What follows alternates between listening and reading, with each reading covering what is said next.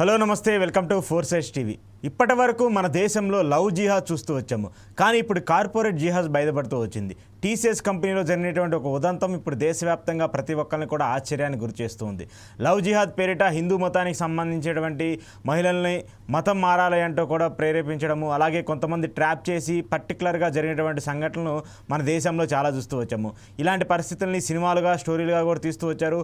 Kerala story అంటూ కూడా ఇటీవల కేరళకు సంబంధించి జరిగినటువంటి కొన్ని ఉదంతాలను కూడా 2-3 పార్ట్లు కూడా సినిమాలు తీసి దేశ ప్రజలందరికీ కూడా చూపించే ప్రయత్నం కూడా జరుగుతూ వచ్చింది. సరే, రాజకీయంగా కొంతమంది దాన్ని సమర్థిస్తూ వచ్చారు, మరి కొంతమంది దాన్ని విమర్శిస్తూ వచ్చారు. ఇదంతా పక్కన పెట్టేసేస్తే టీసీఎస్ కంపెనీలో జరిగినటువంటి ఈ ఉదంతం మాత్రం ఇప్పుడు పెద్ద ఎత్తున చర్చకు దారితీస్తూ వచ్చింది. ఒక హెచ్ఆర్ అక్కడ పనిచేసేటువంటి సహోద్యోగులతోకి, అలాగే ఆమె రిక్రూట్ చేసుకునేటప్పుడు మతం మారాలి మీరు, దాంతోపాటు జిహాదీకి సంబంధించినటువంటి అంశాలని పదే పదే ప్రేరేపించడము, ఇస్లామిక్ సంబంధించిన అంశాలని వాళ్ళ మెదట్లోకి చర్చించే విధంగా ఆమె ప్రయత్నించినటువంటి అంశాలను కూడా పెద్ద ఎత్తున చర్చకు దారితీస్తూ వచ్చాయి. ఆ తర్వాత ఈ ఘటనకు బాధితులైనటువంటి బాధితులందరూ బయటకు వచ్చి ఇష్యూ మీద పెద్ద ఎత్తున మాట్లాడుతూ వచ్చారు. సో దేశంలో ఇంత పెద్ద ఎత్తున జరుగుతున్నప్పటికీ, జిహాదీకి సంబంధించిన అంశాలు జరుగుతున్నప్పటికీ కూడా ఎందుకు ప్రభుత్వాలు సరైన చర్యలు తీసుకోవట్లేదు? ఎందుకు హిందువులే టార్గెట్గా భారతదేశంలో ఇలాంటి చర్యలకు పాల్పడుతూ ఉన్నారు? గతంలో ఇలాంటి అంశాలను మనం చూస్తూ వచ్చాము. రాజకీయ పార్టీలన్నీ కూడా వీటన్నిటిని ఖండిస్తూ వచ్చాయి. ఇలాంటి అంశాలు ఎవరు చేసినా కూడా వాళ్ళ మీద కఠినమైనటువంటి సెక్షన్లు పెట్టి జైలు పాలు చేసినటువంటి పరిణామాలను కూడా మనం చూస్తూ వచ్చాము. అయితే ఈరోజు టీసీఎస్కి సంబంధించినటువంటి ఈ ఉదంతం అంతా కూడా ఒక పక్కా ప్రీ ప్లాన్తో జరిగిందనేది మాత్రము మనకు అర్థమవుతుంది. ఇలాంటి సంఘటనలు దేశంలో చాలా జరుగుతున్నప్పటికీ ఏదైతే టీసీఎస్కి సంబంధించి బయటకు వచ్చిందో ఈరోజు సంచలనంగా మారుతుంది. సో దేశానికి సంబంధించి ఈ పరిణామాలు జరుగుతున్నటువంటి నేపథ్యంలో ప్రభుత్వం తీసుకోబోతున్నటువంటి జాగ్రత్తలు ఏంటి? ముఖ్యంగా జిహాద్ పేరుతో చాలామంది హిందువుల్ని టార్గెట్ చేస్తూ వాళ్ళందరినీ మతం మార్చే ప్రయత్నం ఎందుకు జరుగుతుంది? దీని గురించి మాట్లాడదాం. నాతో పాటు శర్మ గారు ఉన్నారు. శర్మ గారితో మాట్లాడదాం. శర్మ గారు నమస్తే. నమస్తే అశోక్ గారు. సో జిహాద్ ఇది ఏదో చాలామందికి మన దేశంలో సినిమాలోనో లేదంటే ఇంకో దాంట్లో చూసి సరదాగా మాట్లాడుకొని అదేదో వ్యంగ్యంగా చూసుకునే అంశంగా కనిపిస్తుంది, కానీ దాని వెనకాల ఉన్నటువంటి సీరియస్ నోట్ని ఎవరు ఫాలో అవ్వరు. సో ఇప్పుడు ఈ కార్పొరేట్ జిహాద్ ఎక్కడైతే బయటపడుతూ వచ్చిందో అదంతా కూడా ఒక సంచలనంగా మారుతుంది. ఇలాంటి పరిణామాలు ఒక్క టీసీఎస్లే కాకుండా చాలా చోట్ల జరుగుతూ ఉన్నాయంటూ కూడా చాలామంది మాట్లాడుతున్నారు. ఇంత పెద్ద ఎత్తున ఒక్క హిందువులను టార్గెట్ చేస్తూ దేశంలో ఇలాంటి పరిస్థితులు ఎందుకు వస్తున్నాయి? ముఖ్యంగా మనం కనుక గమనించినట్లయితే సామాజిక స్పృహ అనేటువంటిది చాలా తక్కువగా ఉంది. దానివల్ల ఇటువంటి అవేర్నెస్ ఎప్పుడైతే మనకు లోపిస్తుందో అనేక రకాలైనటువంటి సమస్యలు మనం ఎదుర్కొంటాం. శరీరంలో కూడా మనకు ఇమ్యూనిటీ అనేది తగ్గిందనుకోండి, వ్యాధులు అవంతకవే వస్తాయి. ఇమ్యూనిటీ ఉన్నటువంటి బాడీకి వ్యాధులు రావడం చాలా కష్టం. అలా ఒక కమ్యూనిటీలో ఇమ్యూనిటీ దెబ్బతినింది అని అనిపిస్తుంది. దానివల్ల వేరే కమ్యూనిటీస్ వచ్చి సులభంగా వాళ్ళు అనుకున్న రీతిలో ఈ కమ్యూనిటీని దెబ్బతీస్తున్నాయి, దానిపై దాడి చేస్తున్నాయి. అలాగే అవాంఛనీయమైనటువంటి ఎన్నో పనులను కూడా అత్యంత సులభంగా చేసుకోగలుగుతుంది. అందువల్ల ఎప్పుడైతే ఈ కార్పొరేట్ జిహాద్ పేరుతో ఈ ఉదంతం వచ్చిందో నిజంగా ఆశ్చర్యం, అలాగే ఒక రకమైనటువంటి తీవ్రమైన బాధకు కూడా గురయ్యాం. అసలు అభం శుభం తెలియనటువంటి ఈ పిల్లలందరూ కూడా వాళ్ళు ఎందుకు కొందరి మాటలకు ఆకర్షితులు అవుతున్నారు? అలాగే మనం సోషల్ మీడియాలో, అలాగే మనం చాలా ఫిల్మ్స్ కూడా వచ్చినటువంటి నేపథ్యంలో కూడా అసలు సమాజంలో రావాల్సినటువంటి మార్పు ఎందుకు రావడం లేదు? లోపం తల్లిదండ్రులదా, లేక ప్రభుత్వాలదా, లేక చట్టాలదా? ఇది మనం అందరూ కూడా ఆత్మవిమర్శ చేసుకోవాలి. ఈరోజు జరిగిన సంఘటన అత్యంత ఘోరమైనటువంటిది, పెద్ద దుశ్చర్యగా మనం భావించవచ్చు. అందువల్లే ఈరోజు ఈ కేసులో ఉన్నటువంటి చట్టాలు కూడా చాలా కఠినమైనటువంటి సెక్షన్లో వాళ్ళని బుక్ చేశారు. ఇప్పటికే 8 ఎఫ్ఐఆర్లు నమోదయ్యాయి. సెక్షన్స్ కూడా చాలా తీవ్రమైనవి, కఠినమైన సెక్షన్స్ పెట్టారు. సెక్షన్ 113 ఆఫ్ బిఎన్ఎస్ అంటే భారతీయ న్యాయ సంహిత ప్రకారం 113 సెక్షన్లో ఉన్నటువంటిది చాలా హార్డ్ సెక్షన్. అది అంటే టెర్రరిస్టులకు సంబంధించినటువంటి సెక్షన్లో బుక్ చేశారు. అలాగే మనం చూసినట్టయితే మనకు యూఏపీఏ యాక్ట్ అనేటువంటిది ఉంటుంది, అంటే అన్లాఫుల్ యాక్టివిటీస్ ప్రివెన్షన్ యాక్ట్ 1967 అని. ఆ యాక్ట్ కూడా దానిలో ఉన్నటువంటి ప్రొవిజన్స్ కూడా చాలా చక్కగా చెప్తున్నాయి. ఈ దుశ్చర్య ఏదైతే ఉందో that is nothing short of A terrorist out plan అని అంటున్నారు. కాబట్టి ఖచ్చితంగా మనం ఒక విషయాన్ని ఆలోచించాలి అశోక్ గారు. ఇప్పుడు మనకు భారత రాజ్యాంగం ఎన్నో రకాలైనటువంటి ఫండమెంటల్ రైట్స్ ఇచ్చింది. వాటిలో the right to practice any religion అనేటువంటిది కూడా the right to practice as well as propagate అని కూడా అనేది. అంటే ఒక మతాన్ని మనం అవలంబించవచ్చు, మత ప్రచారం కూడా చేసుకోవచ్చు. సెక్షన్ మనకు ఆర్టికల్ 25 ఆ స్వాతంత్రం ఇచ్చింది. అయితే ఆ స్వాతంత్రానికి కూడా కొన్ని హద్దులు ఉన్నాయి. ఇతరుల యొక్క రైట్స్ను భంగం చేయనంత వరకు మనం ఆ రైట్ను కానీ యాక్టివిటీని కానీ మనం కొనసాగించవచ్చు. అంతేగాని you cannot interfere in to the rights of other person. కాబట్టి ఇక్కడ జరిగినటువంటి కేసులో నిజంగా చూస్తే 2022 నుంచి జరుగుతోంది ఉదంతం. అంటే 4 సంవత్సరాల కాలంలో ఎంతమంది ఎంత మానసిక క్షోభకు సంక్షోభానికి గురై ఉంటారు. ఇది మామూలు క్షోభ కాదు. ఉత్తమ విద్యను అభ్యసించారు, ఉన్నతమైనటువంటి పదవిని అందుకున్నారు. మరి ఆ సంతోషం ఎక్కువ కాలం నిలవలేదు. దానికి కారణం వాళ్ళు హిందువులుగా ఉండటమే.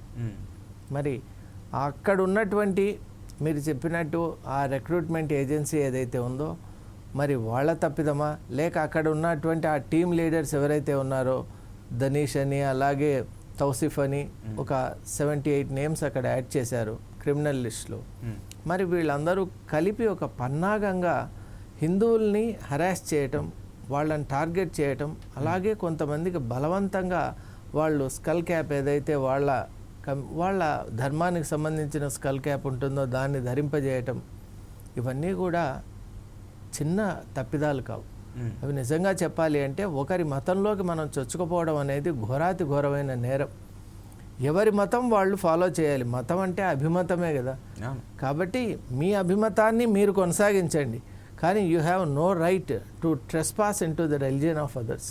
అలాగే ఒకరిని బలవంతంగా మన మతంలోకి లాక్కోవటం అంటే నిజంగా చెప్పాలి అంటే అది తమ మతాన్ని కూడా కించపరచుకోవటమే. ఎప్పుడు కూడా ఒక మతంలోకి బలవంతంగా మనల్ని ఎవరిని కూడా లాక్కొని రాకూడదండి. అది ఏ మతమైనా సరే, ఏ మతానికైనా కూడా స్వచ్ఛందంగా మనిషి వెళ్ళాలే. కానీ ఇటువంటి టెండెన్సీస్ అలాగే హెరాస్మెంట్స్ వీటి వల్ల ఒక మతం తీసుకోవడం అంటే అది లీగల్గాను అలాగే సోషలాజికల్గాను చాలా పెద్ద నేరం. అలా ఇప్పుడు మనం చూసినట్లయితే ఇక్కడ జరిగినటువంటి ఉదంతం అసలు ఇన్ని సంవత్సరాలు జరుగుతున్నా బయటికి రాకపోవటం, వచ్చిన తర్వాత కూడా ఇప్పుడు మనం గమనించినట్టయితే ఈ ఉదంతం జరిగిన తర్వాత అయినా మార్పు వస్తుంది అని మనం భావించవచ్చా? ఖచ్చితంగా కాదు.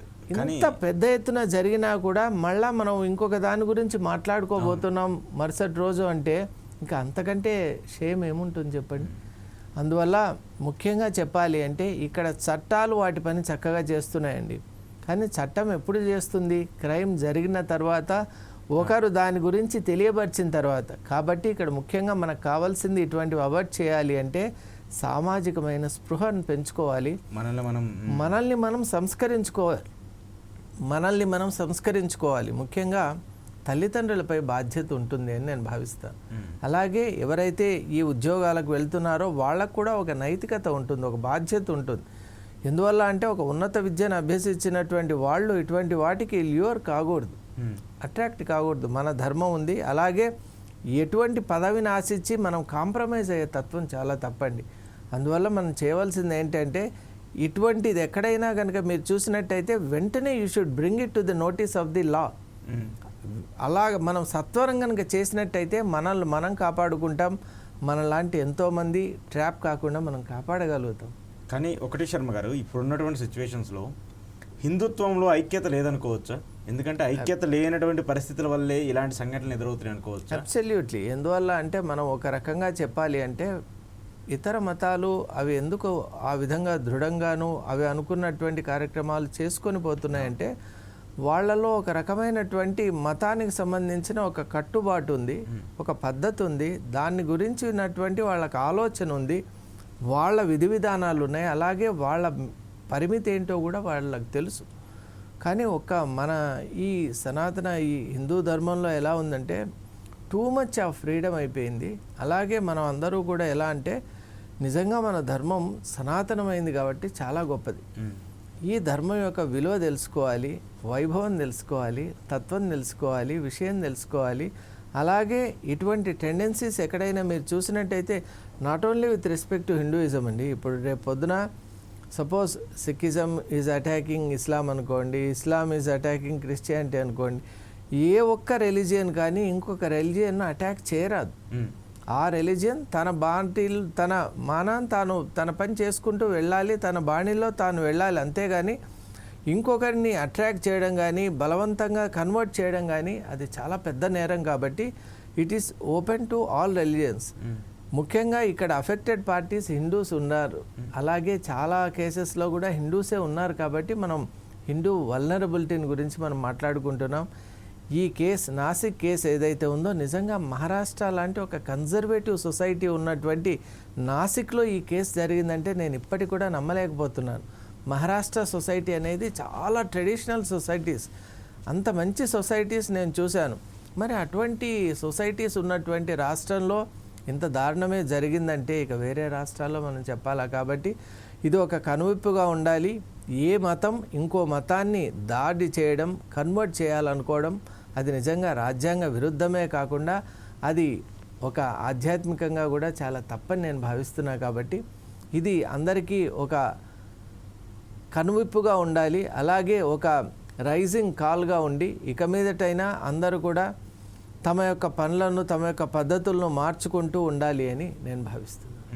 ఖచ్చితంగా. ఎందుకంటే సార్ ఇప్పుడు ఉన్నటువంటి సిచ్యువేషన్స్లో ఇలాంటి ఎక్కువ జరుగుతున్నాయి కాబట్టి గవర్నమెంట్ షుడ్ టేక్ సమ్ ఎక్కువ సీరియస్ యాక్షన్స్ తీసుకొని ఇలాంటి వాటికి కట్టుదిట్టమైనటువంటి కొన్ని సెక్షన్స్ కావచ్చు వాటన్నిటిని ఇంకా అప్రూవల్ చేయగలిగితే ఇలాంటివి ఎక్కువ ఆగే పరిస్థితులు ఉంటాయి. ఎందుకంటే మనం చూస్తూ ఉన్నాం దేశంలో ప్రతిరోజు కూడా ఇలాంటి ఘటనలు ఏదో ఒక ప్లేస్లో బయటపడుతూనే ఉన్నాయి.